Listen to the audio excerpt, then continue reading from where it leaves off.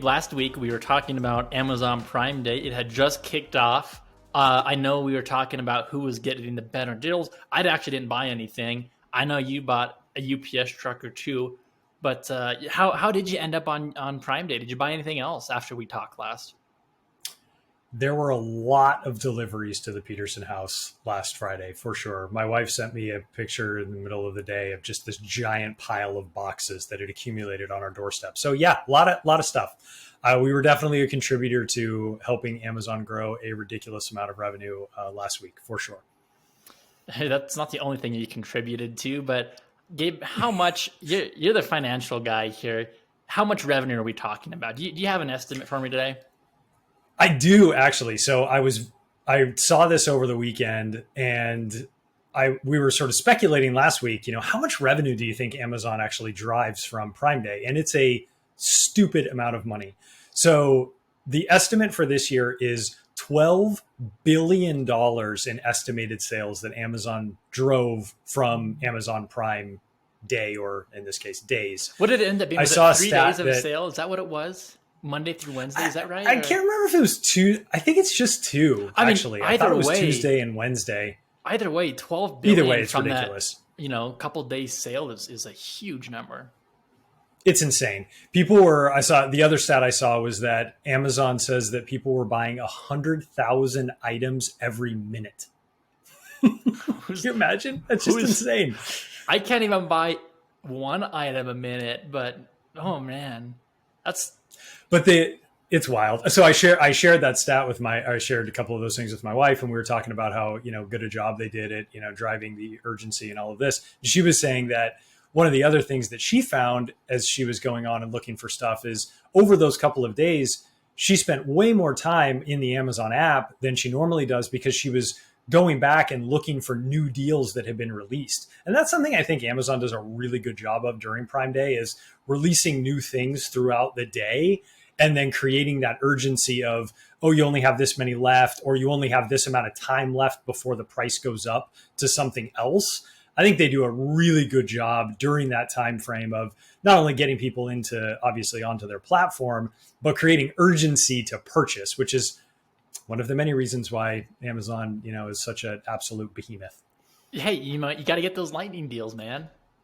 Exactly, the lightning deals, man. But I think that's what they call them. It's a great way to do it. No, they put the timer on it and everything, So if you want that Roomba vacuum or whatever you've got on your list, that was one of the ones I had, which I would really like, to be honest. I should have bought one, but no, they definitely put that timestamp on it and say, you've got 20 minutes to buy this until the next thing comes and this price goes up. But I just think Amazon Prime Deal is fascinating, because there's really no, except for driving revenue, but there's really no holiday sale going on right now. There's nothing really happening midsummer. It's just Amazon coming out, having this big sale, driving that revenues, and driving those sales up. And then come Christmas, everyone does their sales again. But it's kind of like, Black Friday in July. Oh, it's genius. They've created an entire category out of these random few days in July, and now other companies try and take advantage of it too. To do a call back to our last podcast episode, we were talking all about pricing, which if you haven't listened to that one, go back and check it out. But one of the things I noticed as well as I was looking at items is they very much were doing that slash through on the price, big discount, right above it, right? And then the call out of pricing in red right below the standard price. So we talked about this last week, but pricing in red to make it seem like a discount, showing the discount in larger font to actually, again, make it seem like like you're getting a better deal and a bigger discount. There's just all these little subtle things that they do. And then the lightning deal, Zach, that you called out, actually having the countdown timer on that, I think is genius, because when you talk about creating urgency, when you see that thing counting down to when you're going to lose your savings, ooh, man, that's a good way to do it. Yeah, you don't want those prices to go up on you. But, just to continue the Amazon discussion, we talked about Amazon quite a bit. We talked about them a few episodes back, about a month ago. This is episode 15, by the way, Gabe. We have cranked out 15 of these episodes. But we did the one on Amazon, and we talked specifically about their website and reviews and things they were doing right, things they were doing wrong. But definitely go back and look at that episode too. I think there's a lot of great content in that. But today's agenda, Gabe, we had a topic a couple weeks ago on Facebook detailed targeting. And it kind of brought Mm. up the question, what does Facebook know about me? Which expanded into the question, what does the internet know about me? And then, of course, how do they know this? Why do they know this? And so on. But I was hoping we could dive into that a little bit today and just talk kind of from a consumer standpoint, even on just what Facebook data has on us, and then how advertisers use that, how you and I as professionals can use that data. So I was hoping, Gabe, you could give us a quick uh, review of that Facebook detailed targeting, and then we can kind of jump in. I know you looked at some of your data today. I looked at a lot of my Facebook data today. I downloaded a copy of my Hmm. data and went through it. But Gabe, I'm hoping, just to kick things off, we should talk a little bit about detailed targeting on Facebook. Yeah. So, just as a quick kind of reminder of what we were talking about in this previous episode, where we went through a bunch of stuff on detailed targeting allows you to, as the name would imply, get very detailed with the ads that you want to show to specific people. So, in on Facebook, on Instagram, on these social media platforms, we share a lot of information about ourselves. And these platforms use that information that we share about ourselves to better serve ads to us. And as marketers, we can get really targeted with those ads to refine those to specific, personality traits or age brackets and income brackets. And, there's interest levels and all kinds of different things that you can do from a detailed targeting perspective.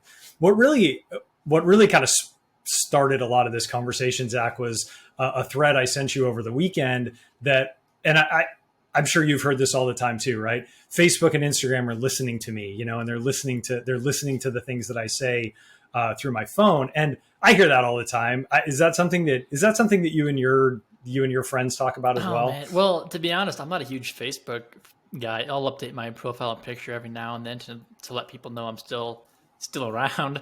Still But alive? yeah, you gotta gotta let people know. Um, but there is this big, cloud of Facebook loves my data and they listen to my phone calls, so on, so on. And Mm-hmm. to an extent, yes, Facebook does use a lot of that data, but are they necessarily listening to us on their phone calls?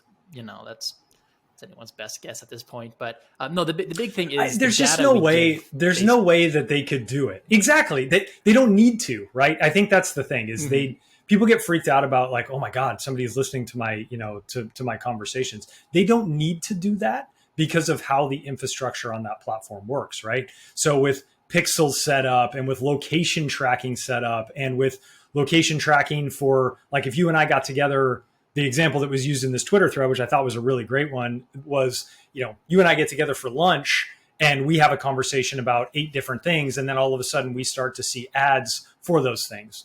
Well, it's not that Facebook is listening to the conversation that we have. It's that your and my phone are sharing metadata back and forth, right? And sharing data about the previous websites that we visited, and obviously Facebook will know a lot about the websites that I visited from my phone, and then it will start serving up more of those ads because of the not necessarily the conversation that we were having, but the things that I'm actually doing on my phone, right? Yeah, and the real goal here, Gabe, in basic terms, is to align advertisements that best match the interest of the consumer, right? That's what Facebook and these Yes. companies want to do best. And we're going to keep calling out Facebook, Meta, Instagram, but we'll talk a little bit about Google too in this episode today, just because I think that's a fantastic platform too when it comes to advertising.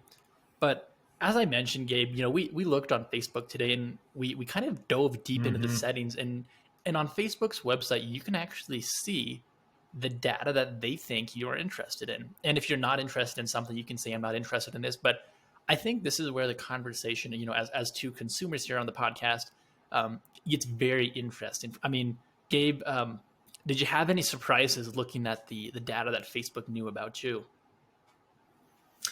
There wasn't anything that surprised me that much because a lot of it was based on other things that I've done on the internet, right? So websites that I go to regularly, and or companies that I've bought things from previously, who I know I've provided my email address, those sorts of things. Now I'm getting served ads from those companies that I've engaged with in the past. Maybe it was just going to their website and searching for something.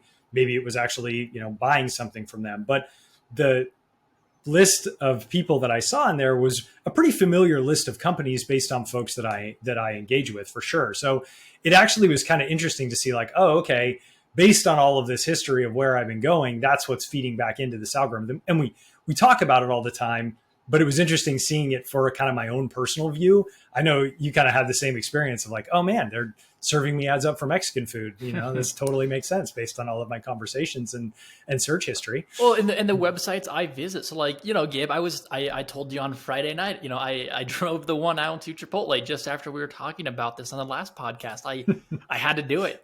But when I did that, I went to the website and I was going to place my order to go.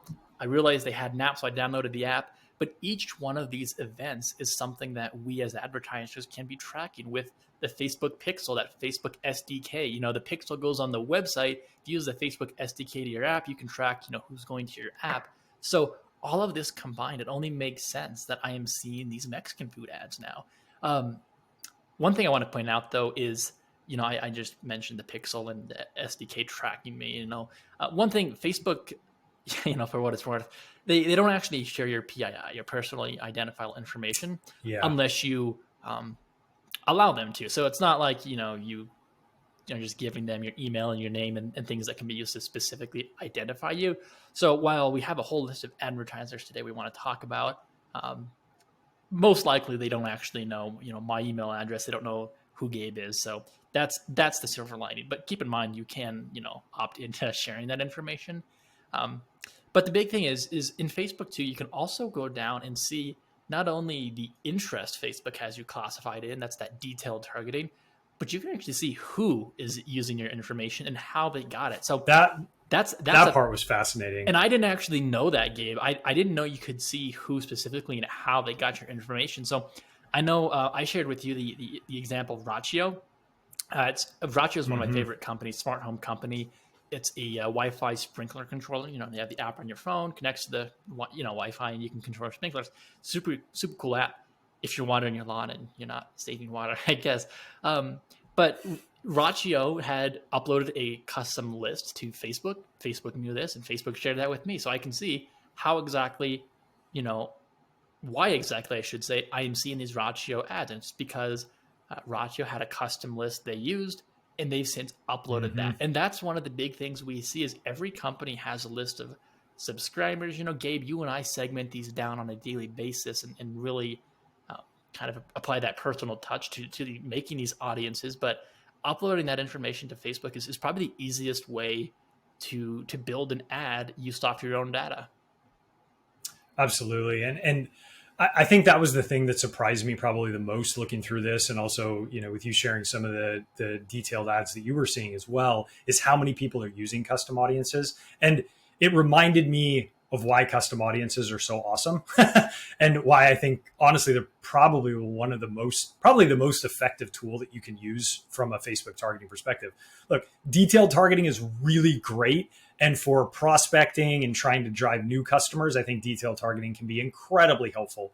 But if you're marketing to your existing customers, using a custom audience, I don't think you can do too many custom audiences as far as I'm concerned. And, from what we saw, tons and tons of companies are using those custom audiences to serve ads back to folks where they do have an email address, where they have, engaged with that company in some way in the past. And like I said, from an ROI perspective, to me, it's just the most effective way that you can drive benefit there. I totally agree with you, Gabe. And one thing I want to point out too is when you see an ad on Facebook, you can click on the button that says, why am I seeing this ad? And if you really want to dive in deep to what Gabe and I were just talking about, you can go through dozens of different pages on Facebook to find this data. But at a simple level, you can click on the ad, click, why am I seeing this ad? And it's going to say something like, your personalized ads are based on advertiser choices such as your profile and activities, websites you visit, and other information not listed here. So let's kind of break that paragraph down a little bit, Gabe. Your profile and activities. I think this really summarizes on Facebook activity. What information have you given Facebook? For example, Facebook knows where I live. They know where I went to college. And that's really about it. I guess they know my relationship status, and things I was like going to that. say, forgot the all important relationship status. I know it's complicated, man. No, if that's another good podcast episode to go back to, but they can take all this information and it totally makes sense when you apply it to detailed targeting. And for example, I was just Mhm. taking a class and the example they had was a wedding photographer on Facebook detailed targeting. You can look up newly engaged couples and advertise to them. That's a great use case. So I think Yeah, absolutely. that just goes back to what information have I given Facebook specifically. hmm Yeah, exactly. And then the next part of that kind of breaks down into what are the other things that you're doing, online, right? What are the other websites that you visited, and what are the other companies that you're engaged with? And that combined with all of the things that you were just talking about, Zach, that we're actively sharing with these social media platforms is really what enhances that experience. And that's really where I wanted to talk about pixels and the Facebook pixel specifically, and setting that up on your website, or multiple landing pages even on your website. One thing that I don't think gets talked about enough is setting up multiple pixels depending on the ultimate action that you want to do, right? So you can have multiple pixels running. Do you even know, I'm sure there's some sort of limit, but I don't know what the limit is. Do you know, Zach? I don't off the top of my head, but before we jump into pixels too much, I think we should just maybe for our new listeners talk about what that pixel is, and in relatively simple terms, it's that snippet of HTML code that you build on Facebook, you put it on your website, and you can configure this thing to track different events on your website. So if you're selling something on your website, the pixel can track this checkout process. So I think that's one of the big things for pixels too. If they're having a certain interaction on your website too, Pixel can remind us of that too. Combined with the Facebook SDK, you can also track if someone's opening your app. So if I have the Chipotle app on my phone, they can probably and likely are tracking, am I opening the app? Did I click on an ad, and end up in the app? Whatever that looks like. But with the Pixel, that specifically runs on your website and tracks those different events. Yep. Yeah. Thanks. That's a really good call out. And I appreciate you going through that detail. And it's, the nice part is it's pretty easy to set up, right? It's just taking, as you said, that snippet of code, putting it in the header. A lot of, if you're building a website on a Squarespace or something like that, all of those have direct integrations for, dropping pixels on your homepage or different landing pages that you have set up as well. So it becomes very easy to set that up in a pretty straightforward process. I know you're talking about the SDK, and SDK I think can be really helpful too. Although, from what I've seen, the SDK can be pretty involved. From a complexity perspective, I would say, Pixel is like on the easy side, whereas SDK definitely is on the hard side, right? Gabe, where it becomes a lot more. Another complex. way to think about it is the Pixel is something you and I, your average marketer can set up. Whereas the SDK is, that's being built into your app. It's linking back to Facebook. I don't really, I could try to figure it out, but I don't know how to do that off the top of my head. I'm not really concerned about that. No. Since I have the Pixel and what I want to do is, I can do with that. But if you do have an app, maybe you would be interested in having that Facebook SDK. But from the Pixel perspective, that's just simply baked into your website, built on Facebook, and can help drive those different audiences back to your advertisement. Yep, absolutely. Yeah. So if you're listening to this and if you're thinking, okay, where do I start? Start with Pixel for sure, because that is the easiest thing to get set up, and that's going to drive the most immediate benefit quickly. And then, hey, okay, if I want to get more detailed on this, I can look to build out SDK stuff in the future, but definitely make sure you start with the Pixel. The other one that you were talking, or just another example there, Zach, you were talking about tracking conversions and using that for Pixel. That's a great way to do it as well. So you can really get a better idea as to how people are actually going through that journey. But one other one that's, again, I think a bit more straightforward one and hopefully approachable for people is just setting up, if you're running ads on social or you're sending emails out to your customers and you're driving them back to a specific landing page, what you can do is you can actually set it up so a Pixel creates a custom audience so that every visitor to that page will be automatically added to a custom audience for retargeting purposes. So if you're thinking about where your customers are at in their journey, if you're maybe just in the education phase and you really want to drive them back to a landing page to educate them about a solution, but they aren't maybe necessarily ready to buy quite yet. Well, what you can do is you can push those people into a custom audience, so that you can retarget them later, and you can retarget those people who have clicked on the ad, clicked on something in your email, done some sort of action that tells you, hey, I've expressed some interest in this particular thing that you're trying to sell me. And I think that can be a really helpful way to drive people through the funnel by using that pixel to create a custom audience. And Gabe, just to expand off the custom audience conversation, one thing to keep in mind is as the pixel creates these custom audiences, you can use those as exclusion lists too. So if you have an ad list that you specifically don't want to target, you can have the pixel drive that exclusion list. So keep that in mind too. Once you have that pixel creating those custom audiences, there's a lot you can do with that data. Yeah, that's a really great point. And you're right. I mean, we've talked about exclusion lists before too. And, that's an area where it's an area that probably doesn't get utilized enough either, exclusions from custom audiences, but that's a really good call out. And the example I have in mind, Gabe, just to kind of expand off this a little bit, is if you're selling maybe a subscription service, and someone goes out, they go to your website, they buy, they check out, they own this now. It doesn't make sense to keep advertising them to buy that service if they already own it. At that point, you're looking at a totally different campaign. So using the pixel, you could remove that user from that audience and have them on that exclusion list. And then you could go on to an education campaign or some other campaign with them as you're not selling to them anymore. So I got to share this with you really quick. This is a bit of a divergence from the conversation we're having, but somewhat it's definitely relevant because of the subscription thing you noted there.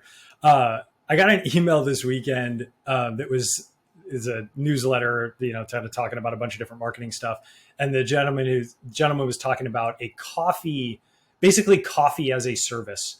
So, which I realize this is definitely not targeted at you because you don't drink coffee. I was going to say, I'm interested. If they had like a soda as a service, like we could have. There you go. That's like my guilty pleasure there. But yeah. Yeah. So I'm a massive coffee consumer. I love me some good coffee. But the way that this company set it up is they have a brick and mortar store, and you pay basically like a membership fee. And then you get discounted coffee every day. So if you go into the store, instead of paying $3.50 for a latte, you may pay $1.50. And you're also getting discounts on, if you want to buy beans or, merch or whatever, right? You're getting a discount for all this stuff. I was like, oh man, what an interesting business model. We've actually taken now subscription services and kind of combined them with a real brick and mortar store and giving people a benefit when they go into the store because they're getting, discounted espresso shots and, discounted products, but they're having to pay a monthly fee to be part of this membership. Anyway, I just thought it was interesting. It reminds me of the loyalty program discussions we've had, man. Yeah, that's true. But yeah, I can't speak for coffee as a service, but I think those subscription models, we continue to see a lot of those.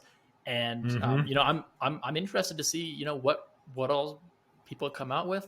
I'm not gonna be totally coffee. Are a lot of them going to flop? Yes, totally. There's going to be a lot of bad ideas out there for these types of subscription services. But there's going to be some cool ones too. This reminds me of one of my favorite companies, and it's not a favorite company in a good way at all. It's a favorite company as in they actually thought this was a good idea kind of thing, just a comical situation. But in college, I gave this big speech on it in public speaking. And I was like, go sign up, here's all this information, go out there and take advantage of it. And what this company was, and Gabe, stop me if you've heard of this company, but the company was called MoviePass. Have you heard of this at all? I do remember MoviePass. It was basically you could pay a one fee and then you could go to as many movies as you wanted, right? Yep. It was like, I think it started out at I want to say it was like stupidly low at like $9 a month, and they kind of increased. Yeah. And you could go to unlimited movies. And then at some point it was like $9 a month for 3 movies, with the thought being at some point, so many people will be paying for this, but not going to the movies. It'll balance out. Well, that never happened. And this company refused to monetize the data. So they went away. Funny thing is they're actually coming back now, but it just kills me to think back. Like, they were offering unlimited movies for $9 a month. I would totally take advantage. I'm a huge moviegoer, and here I shouldn't admit to this on the podcast because this is totally going to come back at me now. But um, the students, the UW students here in my town, the college students, get a discounted ticket. So I use that to this day. Like I'm a UW student. I don't have my ID with me, but I am. And the ticket's like $9 a month, and that's just one ticket. So MoviePass was coming in trying to sell this subscription of unlimited movies for essentially the price of one discounted ticket, or 75% of a regular ticket, whatever that price may be. And the company flopped. So that's just one example of one of the ones that didn't quite get away with the subscription model. Yeah. Yeah. Well, the classic version of this is the gym, right? Where they sell way, way, way more subscriptions than are necessary, because they know a huge portion of people are never going to go, right? So unfortunately for MoviePass, everybody did go and basically ran them out of business because of it. But it was almost too successful. I would have loved to be in the room when someone thought like, people aren't going to go to the movies. Like they won't abuse this, because I totally would have. I don't know about you, Gabe, but especially pre-pandemic, I was, movies every weekend, if not, a couple times a month. It's one of my favorite things. And, now that movie theaters are opened up again, and that production pause that happened during the pandemic is kind of ending, I'm excited to go back out there and see some of the new movies. But if I had MoviePass, man, I'd be out there every day. Yeah. They definitely didn't think that one all the way through, but I guess it's a good problem to have, which is we wildly underestimated the demand of our product, right? But it's weird that by underestimating the demand, they drove themselves out of business. So what a terrible. There's company. a lesson in there somewhere. So I guess the next thing I want to bring up today, Gabe, is we've talked about Facebook and all the data they have on us, yes, and how they use it. But I don't want to point fingers at Facebook. They're not the only ones doing this. So I think another big name is Google. I mean, everyone uses Google. Gabe, you just seem like a Bing guy now that I say that, but everyone's using Google or Bing or something. Oh, come on. That's just mean-spirited. I don't think I've ever used Bing in my entire life. If I can avoid it, hopefully I will for the rest of my days. I'm not a Bing fan at all, but they do have a loyalty program. It's still 10%. It's still 10% of web search. So, it does still, people do use it.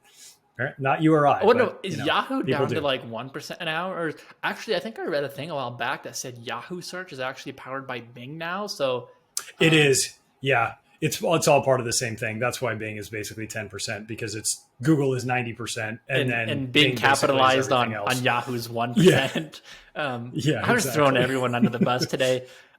Seriously. But back to Google before I throw the next company, but back to Google, they do the same thing. They've got, when you go and build your Google ads, there's this detailed targeting. You're basing your ad off interest, demographics, all of that fun stuff that Facebook does. So again, Google has all of this data on you, and every time you go into Google and search for a topic, and if you're like me and have the Google apps on your phone, one of my favorite examples is, and some people really hate this, I've shown this to people and they just like, oh, I would never use that. But on Google Maps, they have the timeline. And what you can do is, I don't know how far this data has gone back, but I've gone back like several years. It has every exact location and route you've gone to. It knows if you were walking, biking, driving, all of that fun stuff. You can go back and see what you were doing and what locations you visited on a specific day. The other cool part of this is, it's pretty crazy, isn't it? I think it's cool. Like, I like to know, like, oh, what was I doing? What did I have for lunch 5 years ago? Oh, I went down to, Qdoba for some reason. But no, the other part of this that I really like is, and this is Google Maps specific, but I've noticed this more recently, but I'll go out and get groceries. I'll go out to eat or something, and I'll come back. And every time, as soon as I walk into my house, I get a message that says, hey, how was this business? People rated it, 5 out of 10 or, whatever the rating is. What would you rate it? And I can click on the notification and I can write the review or something. But Google knows a couple things here. They know, A, I have gone and visited a business, and B, I have just returned home. It's a timely notification, which is something, Gabe, we always talk about when you have those push notifications. They've got to be timely. I just got home. I'm not driving. I'm not busy. I'm home now. So that's the other part of that too, is just using that data that Google has on you from, in this case, the Maps app specifically, to kind of build that customer reviews, that customer feedback loop. The other part of this, though, is back to just the Google search as a whole. And Gabe, this is another link you and I looked at today when we wanted to see how much data these companies had on us. But turns out a lot. Let's talk about it. I mean, we both went through the list. We can talk about mine too. But Gabe, on the list you saw of the data Google had on you, was it a pretty accurate list? I mean, it looked like there was a lot of content on there, but anything that stood out for you? Yeah, a couple of things stood out. So if you're interested in doing this, and I would recommend doing so just because it's pretty interesting to go into your Google account, and you can just go into I think it's under data privacy or privacy settings or something like that. And they'll actually show you all of the things that they know from a personalization perspective that they're using to serve up detailed ads. So definitely recommend going to checking it out if you're nerdy like Zach and I and interested in this type of stuff. But it's shockingly accurate, which sort of makes sense because I'm using Google as my primary search engine. And so every time I'm searching for content or searching for anything, it's showing up in that personalization data, right? Or in that big data set. But it was even able to guess things about me, like the fact that I'm married, the fact that I have kids, the age bracket of my children based on my Google searches and history. So I thought it was pretty interesting that not only did they have all this information, but in situations where they were guessing, hey, is this person single or married? Does this person have kids? Do they don't? What are the age brackets of their kids? It's not like Facebook where I've gone on and shared a relationship status and they know that about me because I've shared that information. Google is just inferring that based on my search history, and they got it right. And they got it pretty darn accurate based off of my search history. And that's the wild one I saw, Gabe, seeing the data they had about you being so accurate. And, I'm, opposite end of the spectrum here. Google knows I'm somehow single. I don't know how they know that. I've never explicitly typed anything related to that into Google. But they also knew interest of things I've looked up. So Gabe, we've talked about EVs in the past. I'm always talking to you about Rivian and whatnot, but Google knows all of this. They know that I've looked into electric vehicles. They know I've looked into used vehicles and whatnot. So they know obviously what I'm typing into Google, but then the data they have behind that as well into the actual specific, detailed targeting, if we want to keep calling it that, about me. It's just fascinating seeing how much data they have on you, and also how, I don't know if I want to say how transparent they are, but how much data they allow us to see. Yeah, I mean, I actually think transparent's a good word for it, Zach. And the other thing that I thought was particularly interesting, and I'm trying to grab the screenshot of this because I sent it to you earlier today, on that page where they show all of this information, they actually ask you how this makes you feel about Google. So they share all of this data. They tell you all of the things that they know about you. And then in the bottom right-hand corner, it's almost like a little NPS survey or a little survey that pops up in the bottom right-hand corner of the website. And it says, how do you feel about Google knowing all of this information about you? And I'd be fascinated to know what the responses look like for that. Tell me, Gabe, how do you feel about Google knowing this? I mean, we work in this industry, so I knew that Google knew all this information about me for the most part, right? I'm impressed with how good they are at inferring some of the information that I didn't necessarily share. But it's obvious to me that if I go search for a particular product or service, that I'm going to see ads for that service in the future, right? I mean, I think everybody pretty much understands that. But I was a little bit shocked about how much information. I mean, it's a pretty big page that you got to scroll through, right? I mean, I had to scroll through maybe 3 or 4 pages of content of all of the different things that Google knew about me. And then, like I said, I just thought it was so interesting that they threw that up on the page at the bottom to just say, how do you feel about this, right? I don't know. What was your reaction when you saw that? I'd be curious to hear. Well, it's tough because this is something, this is a page that I don't want to say I go to all the time, but this is a page I've been to in the past. And like you said, when you use Google, you should know what you're doing, right? You don't just get to use Google for free and not have any data. I don't want to say taken from you, but maybe that's not the right word. It's not the right word. Used against you. Used against you. But when you use a service like Google and Facebook, as you give them information, they will use it just because, it's free and you're Absolutely. willingly giving them this information. That's how these companies make money, is by serving ads to people. Yes. So to me, I expected this, right? I know that, you can go through your Google search history and I can see Rivian on there. I can see, Toyota. I can see everything I've looked up. But now going to the actual data behind it and seeing Google saying, hey, we're showing you ads about EVs and, whatnot, because you have looked up this information in the past. I think it's just fascinating to see that all connect. So maybe next time you're on Google, you see an ad for something, or you're on Facebook and you see an ad for something, you can kind of think back to, why am I seeing this ad? And you kind of, put that puzzle together. The one thing I like about both Facebook and Google is on these ad categories, you can actually specify, see less of this, see. On Google, I can think of there was like drugs, alcohol, gambling, and you can say like, remove from this list or see fewer or whatever. So you can kind of narrow it down, especially based on, interest and things you'd like to see. Well, and some of those more sensitive, I think that's what they call them, topics, sensitive right? ad topics. I think they did. I think they call them sensitive topics, and there were about 5 of them. And you're right, you do have some control over that. And I think that is one. I'm kind of two minds of it, right? Because in one side, I go, well, these companies are just sucking up all this information that they know about us and then using it for, advertising, right? Which is exactly what they're doing. And that is indeed how they are making piles of money. But one thing that they have done is they have made it a little bit easier, or at least they've given you the ability to opt out of some of these things, right? Like you were talking about, Zach, with these sensitive subjects or whatever they want to call them. Or same thing on Facebook. You can go in there and you can, say, this was an ad that wasn't really relevant for me, or, I'm not interested in seeing this stuff anymore.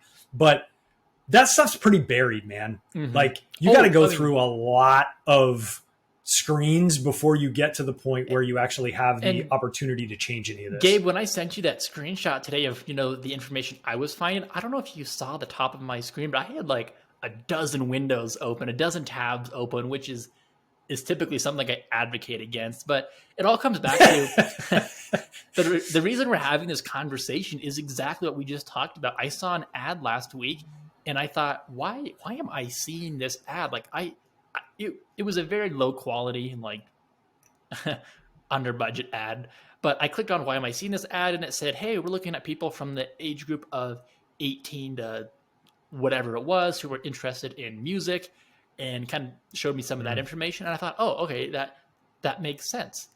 So just seeing, if you do see an ad, click into it and see, why am I seeing this ad? And just see what it tells you. See what kind of information you've provided to Facebook that they are serving those ads up to you now. And I think this brings it nicely full circle to kind of the starting point of this conversation around detailed targeting and how marketers can use this information.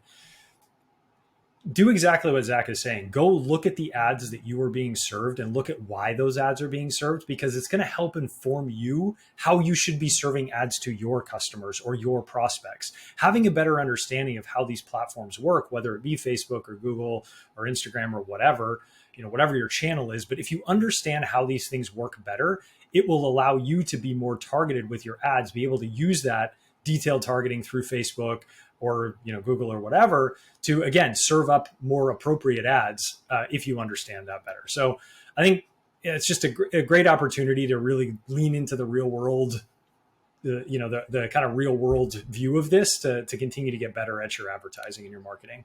And if you see a competitor ad, click in and see why you're seeing that. Use that's a great point. Use that data against your competition too.